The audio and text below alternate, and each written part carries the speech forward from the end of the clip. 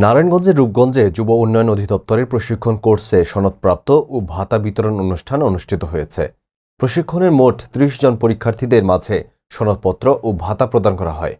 গতকাল ১৩ নভেম্বর বুধবার দুপুরে রূপগঞ্জ উপজেলা যুব উন্নয়ন অধিদপ্তরের আয়োজনে প্রশিক্ষণ কোর্সে সনদপত্র ও ভাতা বিতরণ অনুষ্ঠানে পূর্বাচল যুব উন্নয়ন সংঘের সভাপতি আব্দুর রাজ্জাক এর সভাপতিত্বে প্রধান অতিথি হিসেবে উপস্থিত ছিলেন রূপগঞ্জ উপজেলা নির্বাহী অফিসার সাইফুল ইসলাম।